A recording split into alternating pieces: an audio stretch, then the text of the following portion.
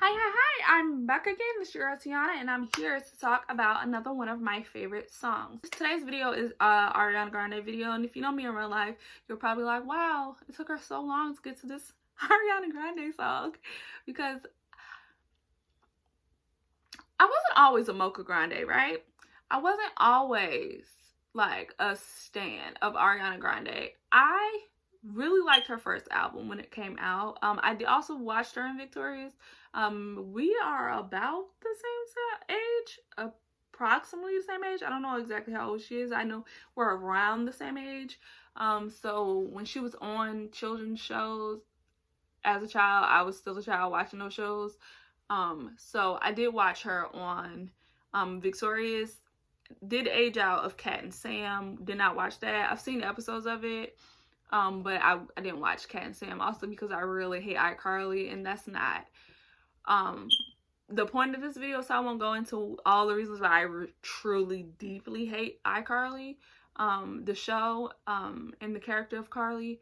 So I had no desire to watch a spinoff of iCarly with Sam, even though Sam is like one of the more tolerable characters on that show. But yeah, I didn't watch Cat and Sam. And yeah, I listened to her first album when it first came out, really liked it, and, was in a loop. I joke all the time with my cousin that she had just got her car, and like literally the only CD that was in her car was that first Ariana Grande album and like a Justin Bieber album or something. And if you know her now, which you don't, also I'm not saying who she is, so only she and my other cousins will know who I'm talking about, but it's so out of character for the only songs in her thing to be like Justin Bieber and Ariana Grande, because that's not the kind of music that she listens to currently now. But it was flames. Did not listen to the second album at all. Listened to parts of the third album. I think I listened to the whole thing like a couple times. Like I said with the Jhené Aiko, sometimes I listen to an album and I'm like, okay, and I move on. And then other times I listen to an album, I'm like, I need to inject this in my veins. Need to hear this all the time, every day. So, and that's kind of like the duality of Sweetener and Thank You Next. I listened to Sweetener when it came out, and I was like, this is a little weird for me. Some of these songs I don't get. I don't like it. It's not my taste. Some of these songs I like a lot. But overall, I don't know how I feel. And then Thank You Next, the song came out, and I was like, oh, this is cute. But it wasn't enough to me to be like, yeah. And the album came out, and I listened to it. I can't remember if the album came out and I liked it, or if Seven Rings came out first and I liked it. And also it was like a whole big like cultural conversation happening about Ariana Grande at the time. So it all kind of like manifested in its peak like right when the album came out, or around the time that Thank You Next, the album came out. And I listened to it and I loved it, and that's literally all I've listened to since it came out, and it's been a year, I think, and I still constantly listen to the entire album, no skips, no stops, just over and over and over on a loop. It's my favorite album. I was telling my sister, which, get ready to make a comment. In the comments, I want y'all to tell me how you think.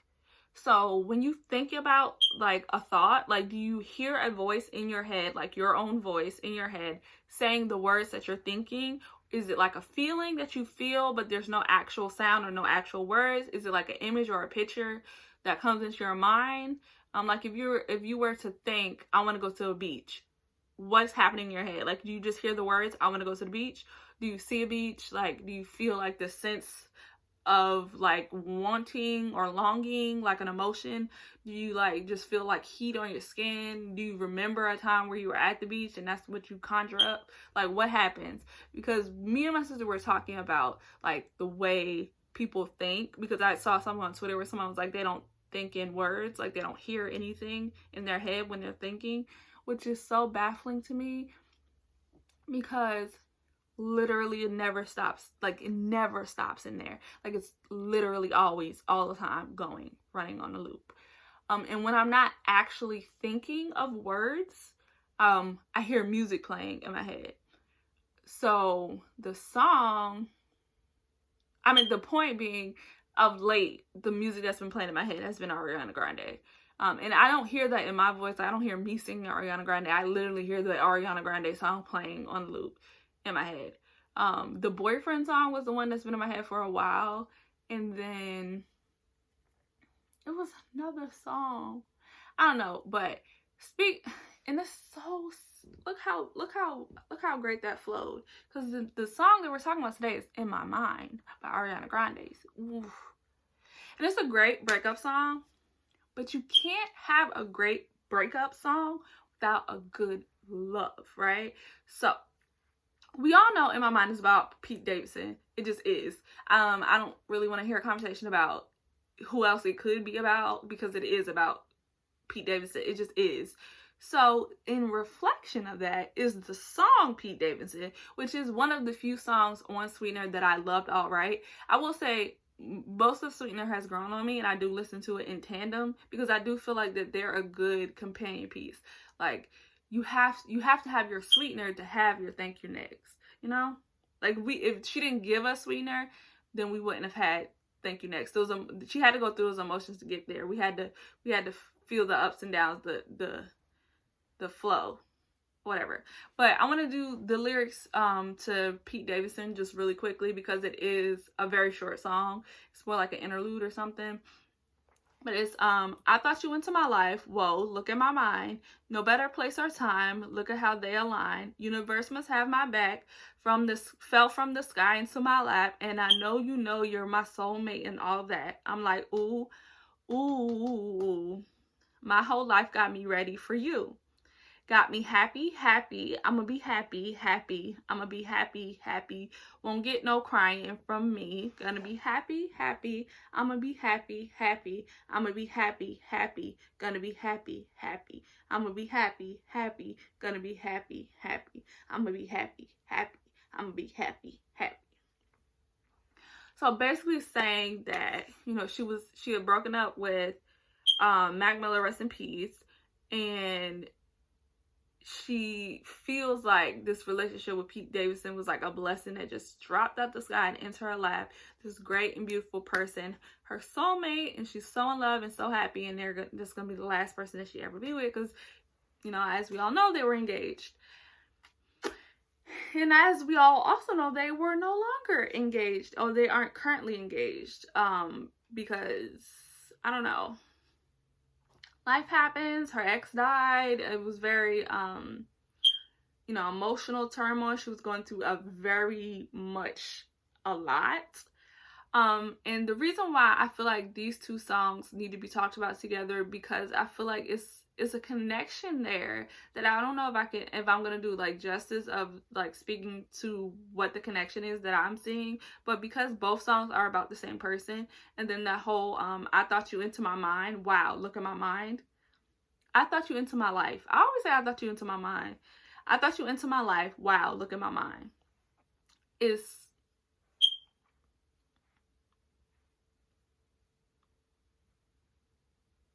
Now listen to these lyrics. All right, so first is somebody talking. And just to be clear, because I talked about a bunch of albums at the same time, In My Mind is on Thank You Next. And Thank You Next came out in 2018? 19? Had to be 19. Yeah, 2019. Alright, so also Ariana Grande got a quote about the song, and it says, I do a thing with people that the song kind of explains. I just want people to listen to it and have their own experience with it, but I do this thing where sometimes I paint a different picture of someone that I either already know is not what I'm believing they are, and I'm hoping that they are that, or I'm slowly learning that they're not what I thought. And that, I think that's very like true to what the song is saying. Like, I don't feel like it's like some deep, like, esoteric, like, meaning to the song. I think it is very much blatant what the song is about, which is why I say for sure that the song is about Pete Davidson, because I don't feel like she was trying to hide or pretend that it isn't. Also, watch the video. That'll be in the description. I always look at the description bar of my videos because I try to put some cool stuff that I find out about the songs in there. And anything that I mention during the video, I try to put it in the description box. So it starts off with her friend talking. It says Doug Middlebrook. I can read. Doug Middlebrook. I don't know who that is, but I'm assuming that's her friend. I don't know why in my head I thought it was like Troy Sibian. Is that his name? Troy Sibian? Did I make that up? Dude that was in the Thank You Next video. I don't know why I thought that was him. Maybe the voice sounded similar. Anyway, so it says, here's the thing. You're in love with the version of a person that you've created in your head that you are trying to but cannot fix. The only person you can fix is yourself. I love you, but this has gone on way too long. Enough is enough. I'm 2 blocks away. I'm coming over. So to me, this seems like it's coming from a place of you're at the end of a relationship. Like, your friends have gone back and forth with you over the same argument that you've had with this relationship. Like, you're like, he just wasn't, he won't do this, he won't do that. We keep fighting about this, and your friends are listening to you. And at this point, her friend is like, listen, you keep complaining about the same things, sis. You can't change him. Like, it seems like that's who he is. Like, you gotta let it go. Like, you gotta just let it go. That's who this man is. Give it up, sis. Give it up, delicious. So yeah. So let's start. Painting the picture. So the first verse starts. Painted a picture. I thought I knew you well. I got a habit of seeing what isn't there. Caught in a moment, tangled up in your sheets. When you broke my heart, I said you only wanted half of me. So the genius read of this is kind of what I was thinking it was about too. But those line when she's like, when you broke my heart, I said you only wanted half of me. So her basically saying that he only wanted to be with her because she was Ariana Grande. Now they're saying is because the sex, and they give this quote when he was like, I'm not gonna read the quote because it's gross. But if you remember during this time period, he was doing a lot of interviews, like very weird, strange interviews talking about his relationship with her. And then the interview he did on Howard Stern when he was talking about their sex life. Very gross, won't read it. But to me, the quote reads more as I'm having sex with Ariana Grande versus him feeling like she was just some hot chick and being more in love with her body than with her mind. To me, it feels like she was saying that you were in love with the star Ariana Grande versus being in love with the person Ariana Grande. And then that first line, painting the picture, I thought I knew you well. I got a habit of seeing what isn't there, is basically what she was saying on how the song is her talking about how, and I feel like that's something that everybody does. And that's something that I know for myself that I had to actively unlearn, of deciding in your mind who someone is and not paying attention to who they are telling you they are. Because like the Maya Angelou quote, when someone tells you who they are, believe them. You can't manipulate somebody into being a different person. And you can't ignore bad qualities enough to make somebody a different person. Like, at some point, you'll get to a place where you can no longer act like you don't see that this is who they are. And that could be in a positive and a negative way, because just because someone has a quality that you don't like or rubs you the wrong way doesn't necessarily make it a bad quality. Sometimes people just have friction because their personalities just don't mesh well. And I'm not saying that this person is evil and this person is good. It's just these two people have qualities that don't mesh well, that don't work too well together. And I've tried to be better about letting people be who they are and not trying to decide who they are for them. But it is a very hard thing to do. So then the pre-chorus, my imagination is too creative. They see demon, I see angel. Angel, angel without halo, wingless angel. So to me, I think this is her saying that everybody else around her could see who he was, but she had already made up her mind of what type of person he was. And I think it also might have something to do with the fact that she was going through so much emotional turmoil after her breakup and wanting, because she reads to me as somebody who loves being in love. So she wanting and having this ideal like thought process of this is the person that I want to be with, this is the person I want to be in love with, and getting out of a bad relationship, or not necessarily a bad relationship, but like maybe like a toxic relationship or unhealthy relationship, to starting to date someone new who like is obsessed with you, but not necessarily you, but the idea of you, the idea of dating a superstar or a pop star or Ariana Grande, and then making this person be that perfect person that you want, instead of listening and paying attention to who they are, of deciding I came out of this hurtful situation, the new situation is so much better, and trying to convince yourself that it's healthy in a way that it's not.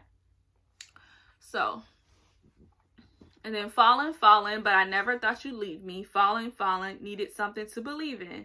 I thought you were the one, but it was all in my head. It was all in my head. And I think that is exactly what I was just saying before, of that falling needed something to believe in. I thought you were the one, but it was all in my head. Was her being like, she had come from a place of hurt, and she was starting a new relationship and being like, I need love, and I need for this love to be like a certain type of love, a certain like feeling I need to get from this relationship. And instead of feeling the actual feelings there, in her brain she made up like this whole fairy tale of an idea of what was happening, instead of paying attention to what actually was there.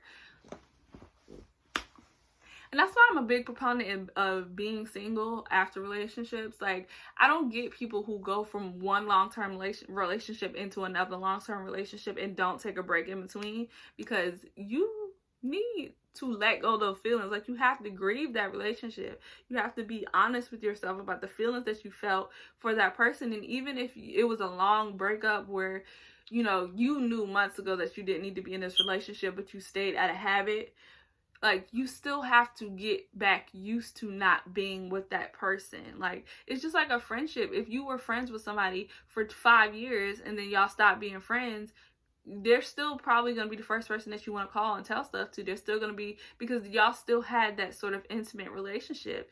And even though y'all don't talk or you're not talking, it doesn't stop your habits. It doesn't stop the automatic mind connection that you have to, oh, this thing is happening, so I need to tell this person, because that's what you always did, was tell that person when something happened. Or, oh, you see a picture that reminds you of them, or hear a song that reminds you of them. Like, that doesn't just stop because y'all don't like each other, you stop. Like, it's people who I haven't spoken to in 10 years, 20 years. Like, in the video, the Wale video that I did, I was like, shout out to my college roommate. I haven't spoken to her in 7-ish years. Like, there's no reason for me to still remember or think about the fact that every time I listen to Wale, think about the fact that she was the first person that introduced me to Wale. But, and it's not like we had like some big giant break, like, reckoning, and we don't speak. We just kind of grew apart, and people just kind of grow apart. But because we spent that time together, because we had that relationship, there are things that still remind me of her. There are things that still connect me to her. I have people who I did have like big monsters blow ups, and we never spoke again because of whatever the argument was about.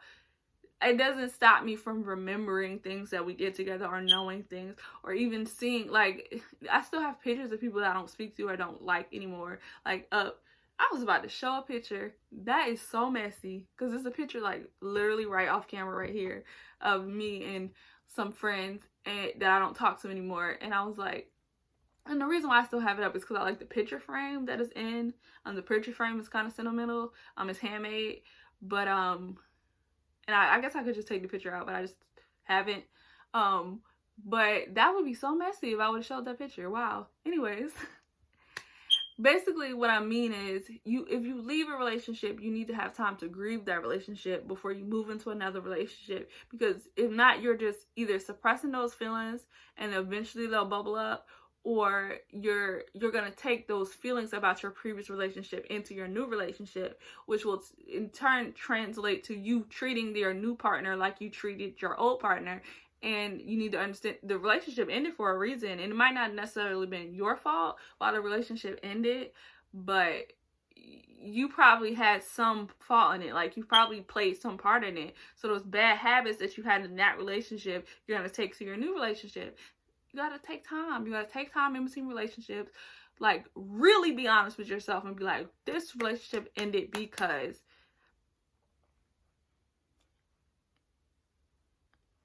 heal from it and then move on. All right, so back into the pre-chorus. Look at you. I'm sorry, the post-chorus, because we got a pre-chorus, a chorus, and a post-chorus.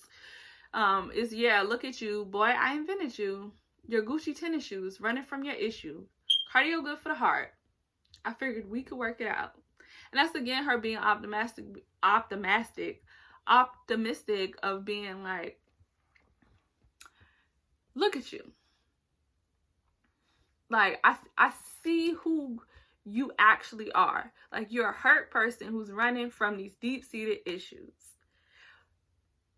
But cardio is good for the heart, right? Like, it's great to, you know, it's healthy to run, right? Not running from the issues, but running in general, cardio. That's great for your heart. So the idea of you working through the emotions, right? Working through these issues, that's great. Does not matter that you're doing it in a negative way. I'm only focusing on the fact that you're doing it, right? And then you're like, I thought we could work through it together. All right, then verse 2, painting the picture, I thought I drew you well. I had a vision, seeing what isn't there, caught in a moment, tangled up in your sheets. When you broke my heart, you said you only wanted half of me. And again, that reminds me of her, the idea of him wanting to be with her because she was Ariana Grande and not because she was like a good person that he liked and wanted to spend more time with. Like, I feel like that's blatant. And again, if you look at the interviews that he did when he talked about their relationship, while they were in the relationship, it was very much, I'm dating Ariana Grande, like TM, and not, I'm dating Ariana Grande, the person. Like, I don't know.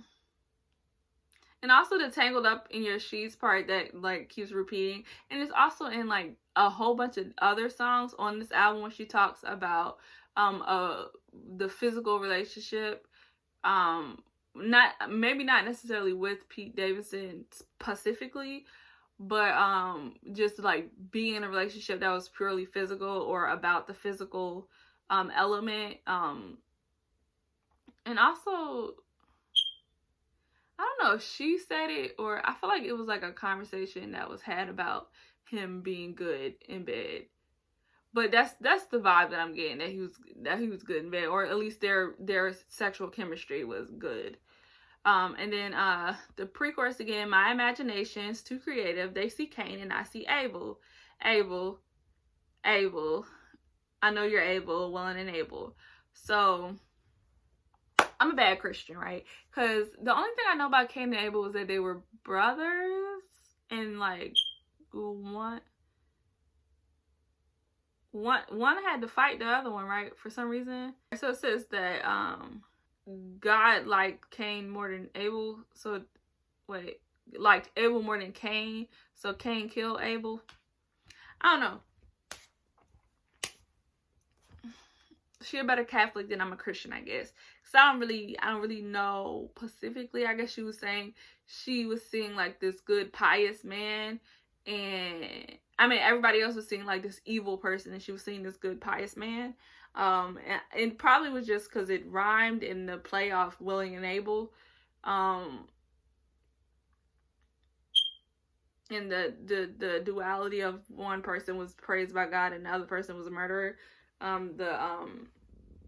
Opposites or whatever. I don't know. But then the chorus is falling, but I thought that you would need me. Falling, needed something to believe in. I thought you were the one, but it was all in my head. It was all in my head. And then look at you, boy. I invented you. Your Gucci tennis shoes, running from your issues. Cardio is good for the heart. I figured we could work it out. And then the bridge, like 9 times out of 10 be the best part of the song. But the bridge is, wanted you to grow, but boy, you wasn't budding. Everything you are made you everything you aren't. I saw your potential without seeing credentials. Maybe that's the issue.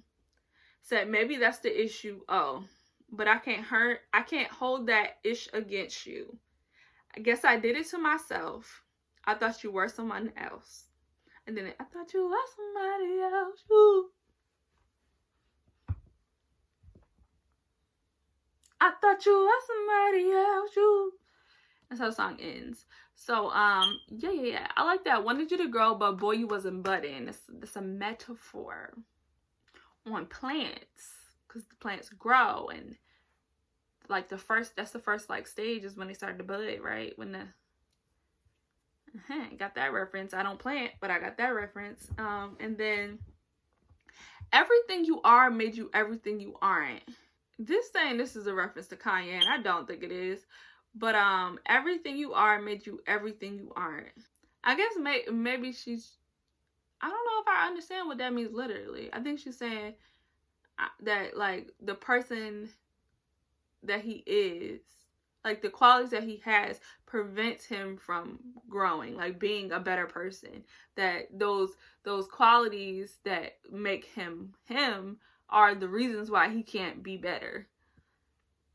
And then I saw your potential without seeing credentials. I feel like that's like very on the nose of, again, the same thought of, I thought that we could be better. Like I knew there were some flaws there. I knew there were some things that could work that weren't like 100% there, but I thought that you could change without seeing any proof from you that you were willing or able to change.